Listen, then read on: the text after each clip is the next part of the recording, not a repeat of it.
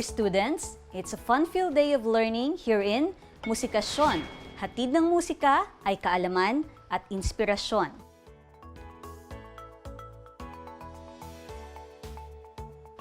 This is a place where you are welcome to join me in exploring the interesting history of music and be inspired as we learn and listen to the melodies of the past.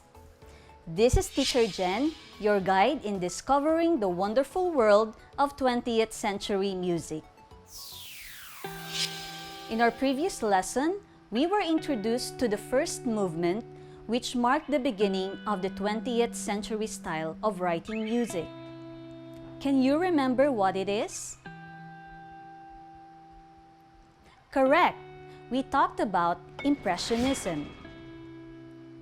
As a short recall, let's see if you can choose the right words that describe the features of Impressionist music. You have 10 seconds to choose the correct words. These are the choices.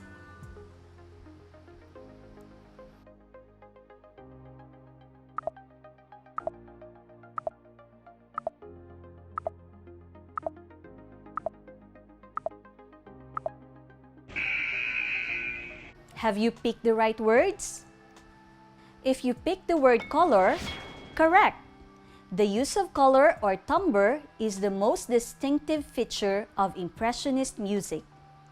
It is achieved by giving emphasis on orchestration. What other words have you picked? If you picked the word whole tone scale, correct!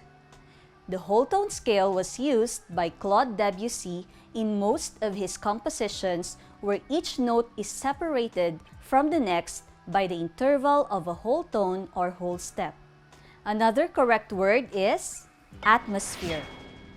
Impressionist music focused on mood and atmosphere. The composer's style in creating music merely suggests or evokes something without actually describing it.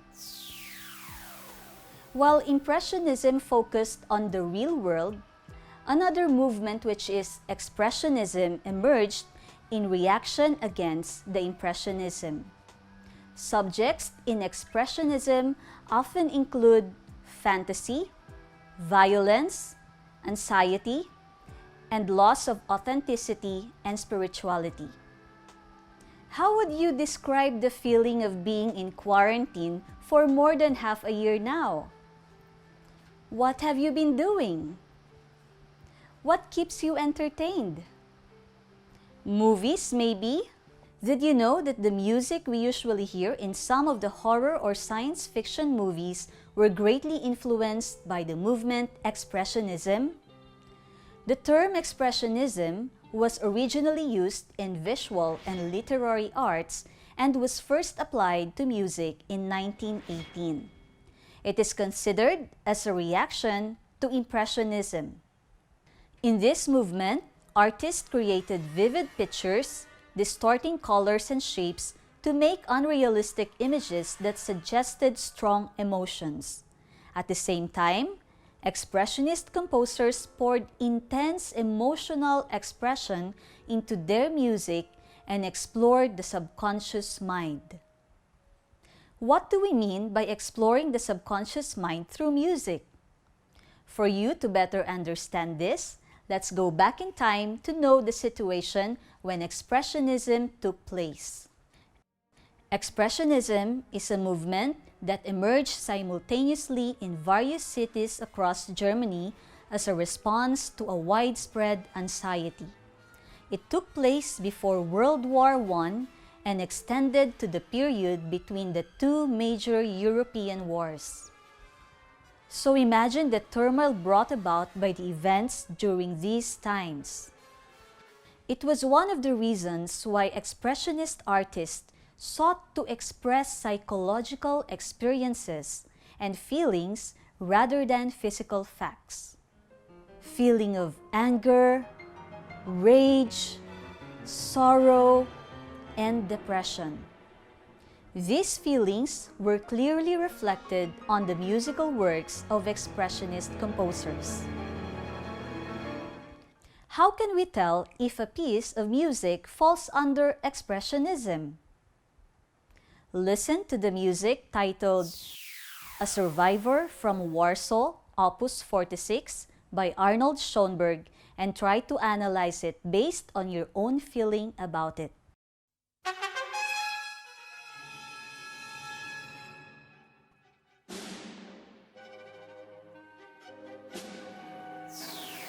A Survivor from Warsaw, Opus 46 is a cantata by Arnold Schoenberg written in 1947 as a tribute to Holocaust victims. What can you say about the music? Is the sound stable or unstable? Clearly, we could say that the sound is unstable. In music, the quality of sounds that seems unstable is called dissonance. Have you ever heard the sound a cat makes when it lands on a piano keyboard? How would you react? That is an example of what dissonance sounds like. And this is one of the features of Expressionism. The composers achieved this by writing music whose key characteristics involved dissonant harmonies, so much so that it is often very difficult to identify what key their pieces are in.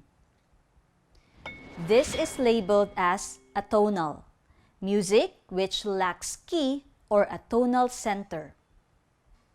Almost all of the songs that we know today has a key or tonal center, which makes the song very pleasing to the ear. Can you name some songs that for you are pleasing to the ear? Expressionist music, however, is the opposite because of atonality. This is the key characteristic to remember with Expressionist music. How about the dynamics or the loudness and softness of the music? Is it consistently soft or consistently loud? Or does it change from time to time? It is very evident that there is an extreme contrast of dynamics in music. There are parts playing from pianissimo to fortissimo, meaning very soft to very loud.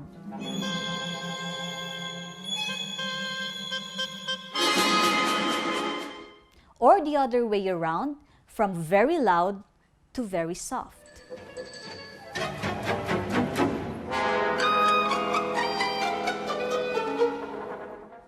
Another feature of Expressionist music is the constant changing of textures. Texture in music determines the overall quality of the sound in a piece. And the texture in Expressionist music frequently changes throughout the work.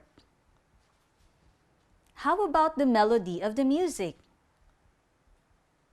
Do you think you can just sing along to it? Probably not. It's because Expressionism music has distorted melodies and harmonies. The composers experimented with melodies that would reflect their own feelings rather than what is pleasing to the listener. Now let's talk about the composers who played key roles in this movement. Our first composer for Expressionism is Arnold Schoenberg. Arnold Schoenberg was born on September 13, 1874 in a working-class suburb of Vienna, Austria. He taught himself music theory but took lessons in counterpoint. Schoenberg's style in music changed from time to time. His tonal preference gradually evolved to something dissonant and atonal as he explored the use of chromatic harmonies. He was responsible for the establishment of the 12-tone system. The 12-tone system is a method of writing music as a means of ensuring that all 12 notes of the chromatic scale sounded as equally with one another while preventing the emphasis of any one note. Arnold Schoenberg's works include the following: Piero Lunaire. Another masterpiece of Schoenberg is Three Pieces for Piano, Opus 11, and Violin Concerto. Although full of melodic and lyrical interest, His music was also extremely complex, creating heavy demands on the listener. Schoenberg died on July 13, 1951 in Los Angeles, California, USA, where he had settled since 1934. Another important expressionist composer is Igor Stravinsky. Born in Russia on June 17, 1882, in his first notable composition, the Firebird Suite, his skillful handling of material and rhythmic inventiveness went beyond anything written by his Russian predecessors. He added a new ingredient to his nationalistic musical style. Stravinsky wrote approximately 127 pieces, including concerti, orchestral music, instrumental music, operas, ballets, solo, vocal, and choral music. He died in New York City on April 6, 1971. The works of these composers may seem unconventional, but they have inspired a lot of succeeding musicians to explore new ways of writing music. Now that you know about the music of Impressionism and Expressionism, let's see how familiar you are with these first two contrasting styles of the 20th century. Identify if what is being described is Impressionism or Expressionism. Number 1. It is a movement that centered on nature and its beauty, abandoning the Romantic movement. The correct answer is Impressionism. Number 2. Music of this movement has a high level of dissonance. The correct answer is Expressionism. Number 3. Composers of this movement poured intense emotional expression into their music and explored the subconscious mind. Expressionism is the correct answer. Number 4. Music of this movement had the mysterious atmosphere. The answer is Impressionism. Lastly, the key characteristic feature of this movement is atonality or lack of central key. The correct answer is Expressionism. Let's have a recap of what we have discussed today. Remember that Expressionism in music centered on emotional expression rather than depicting reality.